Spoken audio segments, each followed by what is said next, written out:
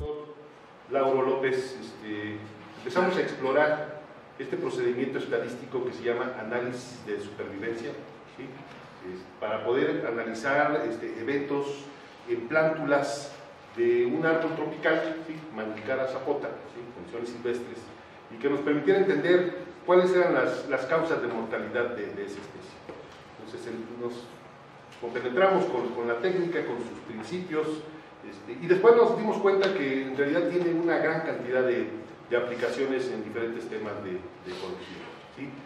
Vale mucho la pena conocer estos procedimientos, puede ayudarnos a resolver muchos problemas. Además nos genera información que se puede interpretar con relativa facilidad. Bueno, es fácil realmente interpretar la información y es muy útil para poder hacer inferencias sobre los factores que determinan la mortalidad, que muchas veces es lo que nos interesa en poblaciones de diferente tipo. Pero lo curioso es que el análisis de supervivencia es un procedimiento que se generó en otros campos, ¿no? de la investigación, el campo médico, ¿no? Y obviamente pues, lo que les ha interesado es evaluar qué sucede con los tratamientos, ¿no? Qué efectos tienen sobre los pacientes, si con base en eso se prolonga el tiempo de vida de una persona o no. Pero también ha sido utilizado en diferentes áreas de ingeniería, ¿sí? Para poder detectar el tiempo en que un sistema o un equipo o un producto falla, ¿sí? Obviamente cuando lo referimos a individuos de poblaciones biológicas, pues, el evento que muchas veces nos interesa detectar pues, es el evento de mortalidad. Pero en otras áreas puede ser cualquier otro evento que simplemente ocurra en el tiempo, ¿sí? Y bueno, ahorita encontré precisamente un artículo del área de odontología, ¿verdad?, donde utilizan el análisis de supervivencia para poder detectar los tiempos en los que se dañan las prótesis que la gente utiliza en función de los materiales que se están empleando y de la técnica que se está utilizando, ¿sí? Entonces, les repito, esta técnica tiene la posibilidad de ser usada, bueno, se usa en muchos campos del conocimiento en los que nos interesa evaluar la ocurrencia y el tiempo en el que se presenta un evento, ¿sí? Se comparan, ¿no?, los tiempos de ocurrencia de eventos en diferentes sistemas, sacando el promedio del tiempo de ocurrencia y haciendo una comparación estadística pues, convencional, como una prueba de T, o muchas veces se llega a utilizar incluso una NOVA si tenemos varios tratamientos que se estén evaluando. Resulta que los eventos que ocurren en el tiempo, ¿sí?, pueden tener distribuciones probabilísticas que limitan de manera importante el uso de las técnicas que comúnmente empleamos. Y por lo tanto es necesario recurrir a otros procedimientos que nos permitan hacer un análisis adecuado de los mismos. Pero repito, estas técnicas, porque en realidad es un conjunto de técnicas, no tienen uso en distintos campos de conocimiento, ¿sí? Lo más importante es que nosotros podamos observar a un grupo de individuos, ¿sí?, durante un intervalo de tiempo y registrar el momento en que ocurre el evento. Ahí no estoy siendo un poco dramático con la imagen, pero bueno, eso es un clarísimo ejemplo de un evento, ¿verdad? En qué momento puede ocurrir un cambio cualitativo, ¿sí?, que haga que el individuo pase de un estado a otro, ¿sí?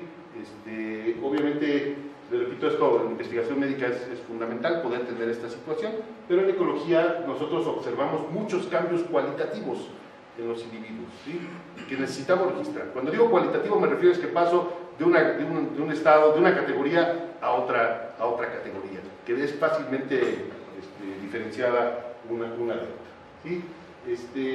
Pero también algo que es importante es que los individuos que estudiamos nosotros también pueden pertenecer a diferentes grupos, pueden estar sujetos a diferentes condiciones, y por lo tanto algo que nos permite el análisis de supervivencia es comparar, ¿sí?, cómo se da la dinámica de ocurrencia de eventos entre distintos grupos. Y regresando otra vez a los ejemplos médicos, decimos, bueno, sabemos que por los diferentes grupos humanos tenemos diferentes niveles de riesgo a factores, por ejemplo, como el consumo excesivo de carbohidratos que nos puede generar diabetes. Entonces, en la investigación médica interesa mucho hacer estas comparaciones, ¿no?, de qué sucede con los diferentes grupos en relación con la aparición de alguna enfermedad o con un evento de mortalidad, ¿sí? Entonces, el que podamos utilizar esta técnica para comparar lo que ocurre con con grupos de individuos que tienen diferentes características, le da al análisis muchas capacidades que tenemos que poder aprovechar. Miren, entonces los propósitos del análisis de supervivencia podríamos definirlos de tres maneras. Uno, nos permite identificar el tipo de distribución y la función de probabilidad que se asocia a la ocurrencia de un evento, ¿sí? Otro, nos permite comparar estadísticamente este tipo de distribuciones, ¿sí? Cuando se trabaja con más de un grupo. Yo quiero saber si el grupo A tiene una probabilidad de que los eventos ocurran diferentes al grupo B, y eso me permite hacer el análisis. Pero también otra cosa muy importante es que nos da la posibilidad de construir modelos que son análogos o son muy parecidos a las regresiones múltiples, y me permite asociar la presencia del evento con diferentes variables, tanto variables categóricas como variables de escala, ¿sí? Entonces yo en un mismo análisis puedo decir, bueno, este individuo tiene un nivel socioeconómico, pensando en humanos, ¿verdad? Pertenece a un cierto grupo, tiene una condición social, pero además tiene un peso, una altura, una edad determinada. ¿Cómo eso puede estar influyendo en el tiempo en el que le podría ocurrir un evento, ¿sí? Como dije al principio, se llamó análisis de supervivencia porque el evento que interesaba eran los eventos de mortalidad. Pero ahora lo podemos aplicar prácticamente a cualquier tipo de evento, no necesariamente un evento de esta naturaleza. Y estos modelos de regresión múltiple son en realidad bastante interesantes porque, repito, nos da la posibilidad de valorar el efecto de distintas variables. Hoy los programas estadísticos ya nos permiten hacer, ustedes lo saben, aplicar modelos lineales generalizados, ¿no? que nos da la posibilidad de meter variables de diferente naturaleza, ¿sí? Al mismo tiempo prácticamente, ¿sí? Entonces, gracias a que existen ya estos procedimientos, nosotros podemos trabajar con ellos de manera relativamente fácil. Y los modelos de regresión tienen una ventaja muy importante, porque a lo mejor el efecto no es cuantitativamente muy grande, pero sí me permite precisamente identificar, calcular un coeficiente de regresión, una pendiente, ¿no? Que me diga, al cambiar una variable, cuánto puede estar cambiando la otra. Lo que yo tengo que determinar si esa pendiente es estadísticamente diferente de cero, ¿sí? Porque si es cero, evidentemente no tiene un efecto. Pero cualquier otro valor que sea estadísticamente diferente de cero, pues me va a dar la posibilidad de medir el impacto que tiene cada una de ellas. Y las puedo comparar ya en términos relativos, ¿sí? Cuánto está influyendo cada una de las variables en el tiempo en el que se presenta un evento, ¿sí? Bueno, yo no soy estadístico, ¿no? Yo soy psicólogo, pero bueno, sabemos que el manejar este tipo de herramientas nos da muchísimas posibilidades. Bien, y miren, en la ecología, obviamente se ha aplicado al estudio de poblaciones durante muchos años, ¿sí? Durante décadas se ha aplicado el estudio de análisis de supervivencia a fenómenos poblacionales. No obstante, hay muchos otros fenómenos, tanto en ecología como en otras áreas biológicas, en los que se puede aplicar la técnica, porque lo que yo estoy evaluando es la ocurrencia de eventos, ¿no? Entonces decimos, cuando un polinizador visita una flor, ¿sí? Si yo tengo un espacio de observación y estoy midiendo el tiempo en el que aparece un polinizador, pues lo registro, ¿sí? Eso es lo que tengo que hacer, sentarme a registrar. Hoy con las cámaras eso es relativamente fácil. Pongo una cámara, la dejo un cierto tiempo y después la puedo inspeccionar en la computadora, ¿verdad? Para ver en qué momento están llegando los polinizadores. Cuando la germinación de semillas, eso es también bien importante, sobre todo en los estudios de fisiología, porque muchas veces decimos, con un tratamiento germinó tal porcentaje, con otro tratamiento germinó otro porcentaje, pero en realidad lo que podría ser interesante es ver la dinámica de germinación, ¿sí? Si tuvo diferente tasa, ¿no? A la que se presentó en el tiempo, ¿sí? Al final podríamos llegar a un mismo resultado, pero la dinámica puede ser distinta. Entonces, el evento en este caso es germinación. En el momento que aparece la radícula, que rompe la testa, nos decimos, ya germinó y pues, tenemos que registrar el tiempo en que está ocurriendo. Cuando la emergencia de una plántula, ¿sí? Cuando una planta florece, la respuesta a un agente tóxico, ¿no? En qué momento el individuo empieza a mostrar señales de intoxicación, la ocurrencia de un evento, de un incendio, la muerte o caída de un árbol, ¿sí? La recaptura de un animal marcado, porque eso, bueno, los que trabajan en ecología animal saben que cuando se marca a los individuos, siempre se dice hay que tener precauciones porque eso podría afectar su comportamiento, ¿no? Yo recuerdo mucho en la universidad que teníamos, cuando hacíamos estas evaluaciones, detectamos ratones trampófilos, ¿no? O sea, ratones que les gustaba caer en las trampas, ¿no? O sea, los marcábamos y se supone que tendrían que caer por azar, ¿no? En el segundo momento, pero no es cierto. O sea, había una frecuencia muy alta de individuos marcados, ¿no? Porque pues, sabían que ya había comida y caían en las trampas, porque no se les generaba ningún daño. Los tiempos de ataque de un depredador, ¿sí? Eso es importante. Ahorita precisamente al final vamos a ver un ejemplo de cómo podemos aplicar esto a este tipo de situaciones. Todo esto, fíjense bien, puede ser tratado apropiadamente con este concepto de ocurrencia de eventos, ¿sí? Yo digo apropiadamente porque no podemos utilizar o suponer que nuestros datos van a tener una distribución normal y por lo tanto emplear las técnicas paramétricas convencionales que conocemos, ¿no? Si queremos tener un tratamiento adecuado, tendremos que buscar alguna alternativa. Pero además, miren, el análisis de supervivencia nos da otra posibilidad importante, ¿sí? Nos permite trabajar con individuos a los cuales ya no les puedo seguir la pista, ¿sí? Eso para la investigación médica es muy importante y en ecología también lo podemos aprovechar, ¿sí? Los médicos los investigadores médicos someten a un conjunto de pacientes a una serie de tratamientos, pero es frecuente que ya no regresen, ¿sí? Que se pierda el rastro de esa persona, ¿sí? Que deje de ir a la consulta, entonces no lo pueden declarar muerto, simplemente dejó de ir, ¿sí? Entonces, cuando yo ya no sé qué le ocurrió a un individuo, estoy sometiendo a una evaluación, hablamos de que tengo un dato censurado, ¿sí? En ecología, ¿qué nos ocurre? Llegamos, marcamos una planta, ¿sí? Le estamos dando seguimiento y en algún momento no la encontramos. Se perdió la marca, ¿sí? Se perdió entre la hojarasca, no la puedo declarar muerta, porque yo no tengo la evidencia que se haya muerto. Entonces, tengo que declararla censurada, ¿sí? O sea, no sé qué le ocurrió, pero forma parte del universo del estudio. Entonces, por lo tanto, estas observaciones, si yo las declaro muertas, puedo sobreestimar, ¿sí? la ocurrencia de eventos de mortalidad. Bueno, y lo que hacen estos procedimientos es decir, bueno, tengo tantos datos censurados, ¿sí? Lo que hago, se le aplica, al igual que a los que sí se les pudo seguir, la misma proporción en cuanto a la mortalidad que pudieron haber sufrido, ¿sí? Pero se toman en cuenta, o sea, permite el trabajo con este tipo de información. Porque nosotros, insisto, podemos seguir un individuo que terminó el estudio, no se murió, ¿sí? No sabemos cuándo va a ocurrir, entonces ya simplemente dejamos de evaluar. Otros que sí sabemos en qué momento se murieron, ¿sí? Y otros que simplemente dejamos de observarlos, ¿no?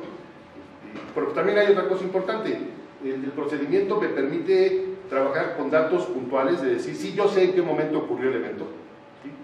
Tengo exactamente el punto en el que ocurrió, pero muchas veces lo que sabemos es el intervalo en el que ocurrió, porque no estoy ahí para observarlo, pero sé que ocurrió entre el tiempo A y el tiempo B.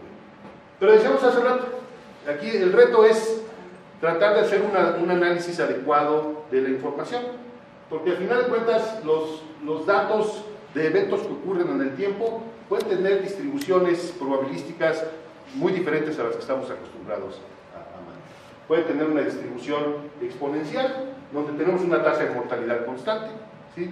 Podemos tener una distribución Wilbur, donde lo que tenemos son primero incrementos y después decrementos en la tasa de mortalidad, ¿sí? Una distribución log normal, en donde la tasa de mortalidad se incrementa hasta un máximo y después disminuye, ¿sí? O sea, podemos tener estos escenarios, ¿sí? Hay otras distribuciones que se podrían presentar, pero esas son más o menos comunes. Entonces, por lo tanto, lo que nosotros tenemos que es reconocer que mis datos pueden tener una distribución de este tipo y, por lo tanto, buscar el procedimiento adecuado para poder hacer inferencias alrededor de esto, ¿sí? No puedo, insisto, simplemente decir, tiene una distribución normal, uso una prueba de T para comparar dos condiciones o una nueva para comparar 3 o 4. ¿Sí? Porque ahí de entrada ya estoy violando los supuestos de este tipo de procedimientos. Entonces, lo más interesante es que sí podemos trabajar con este tipo de datos, ¿no? Y es algo, repito, común que nuestras distribuciones no se ajusten a una distribución normal. Bueno, ¿Qué hace el análisis de supervivencia? No presupone una distribución, como los procedimientos paramétricos a los que estamos acostumbrados, ¿sí? Sino lo que hace primero es tratar de encontrar cuál es la distribución que tienen los datos. Y una vez que encuentra la distribución que tienen los datos, a partir de ahí poder hacer las inferencias, ¿sí? Entonces, se trata de buscar una estimación de los coeficientes de regresión, dice, siguiendo el criterio de máxima verosimilitud, ¿sí?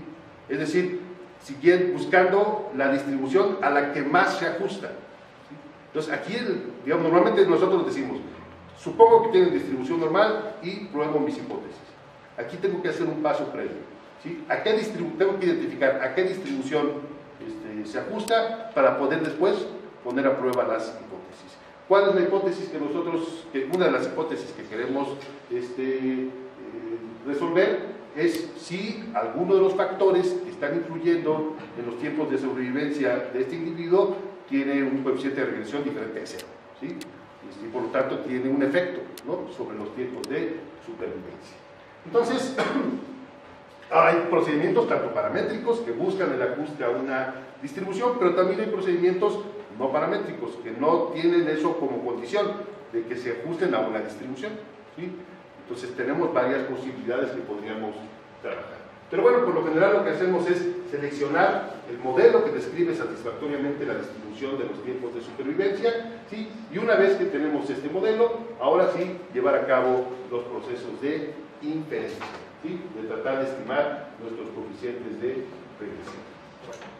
Pero bien, siempre hay procedimientos que son relativamente sencillos. Este es un ejemplo de un procedimiento no paramétrico, del método Kaplan-Meier, que lo que permite es comparar la distribución de los tiempos de supervivencia entre diferentes condiciones. Entonces aquí tenemos una línea roja, que es un tratamiento control, ¿sí?, y una línea azul, que es el tratamiento que queremos probar, ¿sí? Este método es un método muy parecido a lo que hacemos con las tablas de vida, ¿sí? En ecología, si han llevado algún curso de ecología de poblaciones y han calculado tablas de vida, sigue más o menos los mismos principios. Y lo único que me permite es comparar, me permite comparar esas dos distribuciones con una función, una prueba de G cuadrada, ¿no? O sea, comparo dos distribuciones, ¿sí? Comparo la distribución roja con la distribución azul, ¿sí? Pero el método me da esa posibilidad. Yo puedo saber si la distribución de frecuencias de los tiempos en los que se presentaron los eventos son estadísticamente iguales o estadísticamente diferentes. Miren, les voy a presentar información que hemos generado, que hemos colaborado para que se genere con un estudiante, el doctor Lauro López, que ya se graduó, Ángel Rivera, que se presentó el año pasado, en diciembre presentó su tesis, y con él hemos estado interesados en evaluar la supervivencia de plántulas de diferentes especies del género Bursera, ¿sí?, en Sierra de Huautla, en Morelos, ¿sí? Y todo esto surgió de observaciones que se hicieron en campo hace tiempo, donde se encontró que los individuos de diferentes especies del género Bursera crecen asociados a rocas, ¿sí? O sea, crecen junto a una roca. Eso lo hemos buscado y parece que nadie no está documentado, pues, o sea, el fenómeno es evidentísimo. O sea, basta con andar en el campo y darse cuenta que los árboles de Bursera salen prácticamente de las rocas, aprovechan las grietas, aprovechan las partes laterales de las rocas. No estoy hablando de tierra, estoy hablando de bloques grandes, como el que tenemos aquí, ¿sí? Si se dan cuenta, aquí está una roca y aquí está un individuo de Bursera, ¿sí? Y lo que se hizo fue comparar precisamente los tiempos de supervivencia de individuos creciendo en áreas abiertas y de individuos que crecen asociados a rocas, ¿sí? El procedimiento Kaplan-Meier pues nos dice que las curvas de supervivencia son estadísticamente diferentes, ¿sí? Esto es asociado a rocas y esto es en áreas abiertas, ¿sí? Es decir, la supervivencia, la probabilidad de sobrevivir se mantiene alta, o se ha mantenido alta, ¿sí?, cuando están asociados, y empieza a reducirse cuando no están asociados. También el procedimiento me da la posibilidad de estimar una función de riesgo, ¿sí? ¿Qué es una función de riesgo? Me dice, bueno, ¿qué probabilidad tiene un individuo de morirse una vez que llega a una cierta edad, a un cierto tiempo. ¿Sí? Acuérdense que nuestras probabilidades, bueno, las probabilidades de los individuos de morir cambian con la edad, ¿sí? O sea, no son las mismas, incluso pueden ser mayores en edades tempranas que en edades más avanzadas, ¿sí?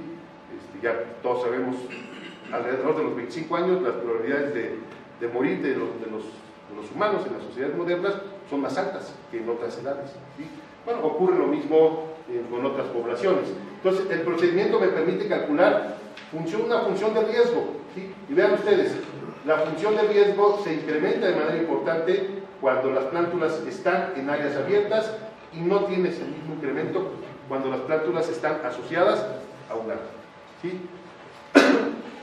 Pero les repito, cuando decimos que están asociadas es que están pegadas prácticamente a la roca o están creciendo entre sus grietas, ¿sí? No es simplemente porque eso sí se tuvo la precaución, aunque tuvo la precaución de evaluar individuos que estuviesen prácticamente íntimamente asociados a la roca o, insisto, creciendo dentro de las grietas de la misma, ¿sí? Bueno, entonces el procedimiento Kaplan-Meier me permite construir esas curvas. Pero bueno, hay otro procedimiento, ¿sí?, que se denomina LifeReg, que está en el programa estadístico SAS, ¿sí? Cualquiera lo puede buscar. El procedimiento LifeReg nos da la posibilidad de evaluar cómo los tiempos de supervivencia se pueden ver influenciados por diferentes factores, ¿sí?, de la planta o del ambiente, ¿sí?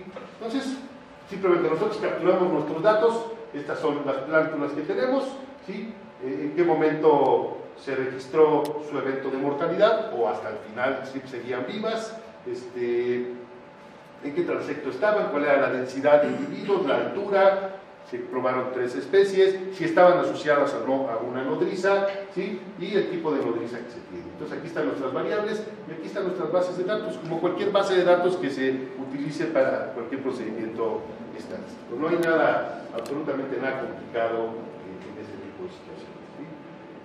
Pero lo que sí nos pide el procedimiento LifeReg es que probemos, ¿sí?, primero distintas distribuciones, log normal, exponencial, Wilbur, gamma, una doble logística, ¿verdad?, para saber cuál es la distribución que mejor se ajusta. Y una vez que sé cuál es la distribución que mejor se ajusta, ahora sí hago la inferencia para saber cada uno de los factores qué influencia tiene sobre el tiempo de supervivencia. Entonces nosotros repetimos el procedimiento, el PROC LifeReg, lo repetimos para probar el efecto, para identificar a qué distribución probabilística se ajustan nuestros datos, ¿sí? Hay diferentes formas de hacerlo, ¿sí?, pero bueno, hay una recomendación y lo podemos hacer muy fácilmente con un análisis gráfico, ¿sí?, y el programa no lo da. Entonces, por ejemplo, aquí la distribución log normal tiene casi una línea recta comparada con esta otra distribución, ¿sí? Entonces nosotros seleccionamos aquella distribución que en estas gráficas que nos genera el mismo procedimiento tenga un mayor ajuste a una línea recta. También se puede hacer cuantitativamente, nos da valores que nos permiten hacer esa selección.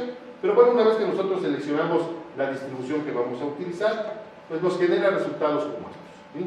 Entonces, el análisis de los efectos de la densidad de plántulas, de la altura, del diámetro de la plántula, de la especie y si tenía o no, estaba o no asociada a una roca, que en este caso le llamamos una nodriza, por darle alguna denominación. Casi siempre hablamos de nodriza, pensamos en una planta, pero bueno, una roca pues, es un sitio seguro, ¿verdad? Dirían varios ecólogos que nos permite favorecer esta situación. Y de entrada, bueno, ya nosotros a partir del valor de P podemos saber cuál de las variables podría tener un efecto significativo, ¿verdad?, en los tiempos de supervivencia. Pero miren, algo que es importante es que nodriza es una variable categórica. ¿Está asociado o no está asociado a rocas? ¿Sí? Especie es una variable categórica, tenemos 3 especies diferentes. Diámetro es una variable de escala, altura es una variable de escala, densidad es una variable de escala, ¿sí? Entonces, al mismo tiempo tuve la posibilidad de probar esas variables, ¿sí? Ya cuando me voy a los coeficientes de regresión, que es ¿sí? Bueno, entonces yo lo que tengo que verificar es cuáles de estos coeficientes son estadísticamente diferentes de 0, ¿sí?, y para poder hacer la interpretación. Pero me quiero detener en este asunto de la nodriza, ¿sí? Fíjense bien, 1, si tenía nodriza, 0 si no tenía nodriza, Entonces, el cambio, ¿sí? Aquí implica que hay una disminución en el tiempo de supervivencia, como lo vimos en las gráficas de hace rato, ¿sí? Y esto es un coeficiente que es significativo, ¿sí? Sí, perdón aquí por el error de no haberle puesto el signo negativo. Cuando analizamos las especies, tomamos una especie de referencia, la especie 3. Al transitar a las otras especies, tenemos coeficientes negativos, pero no son significativos, ¿sí? O sea, estadísticamente no son diferentes de 0, lo cual implica que los tiempos de supervivencia entre especies, ¿sí? No tienen un cambio importante. Sí lo tiene el paso de tener nodriza a no tener nodriza, ¿sí? Simplemente el valor de P lo podemos identificar. El diámetro de las plántulas tiene un efecto significativo sobre los tiempos de supervivencia, la altura tiene un efecto significativo y la densidad tiene un efecto significativo, ¿sí? Entonces nos da la posibilidad, insisto, de medir tanto variables categóricas como variables de escala y por lo tanto poder establecer cuál es el impacto que tiene cada una de ellas. En el caso de las variables categóricas sí tenemos que tener cuidado porque hay siempre que tener una referencia. Pongo una referencia con la cual voy a comparar las otras categorías, ¿sí? Y yo lo puedo cambiar, o sea, en el procedimiento puedo cambiar el orden, ¿sí? Para poder estar evaluando esta situación. Precisamente en el trabajo de Ángel, lo que se está avanzando en la comprensión es en qué medida estar ligado a una roca puede tener efectos sobre los individuos y por lo tanto garantizar que esos individuos permanezcan en el sistema. Estamos hablando de un ambiente con una estacionalidad muy marcada, una temporada seca bien establecida, o sea, prácticamente pues, aquello se queda sin hojas, y el agobio hídrico de las plántulas puede ser significativo, puede ser muy importante, ¿sí? ¿Qué beneficios le da estar asociado a una roca? Es algo que se tendría que indagar con mucho mayor detalle. Podemos inferir que hay mayor acumulación de humedad, podemos inferir que hay mayor acumulación de materia orgánica, podemos inferir que hay una protección física, ¿no? O sea, incluso hasta térmica, ¿no? O sea, en términos de la absorción de energía y la liberación gradual en la noche. Se pueden inferir muchas cosas, pero también algo que es importante analizar es cómo es que hacen estas plantas para meterse dentro de las grietas de las rocas, ¿verdad? Y después ya aprovechar lo que se encuentra abajo, porque a diferencia de otras especies, no necesariamente rompen la roca, ¿sí? Moldean, ¿sí? su tallo, que es un tallo, son plantas sarcocaules, vamos a decirlo así, ¿sí?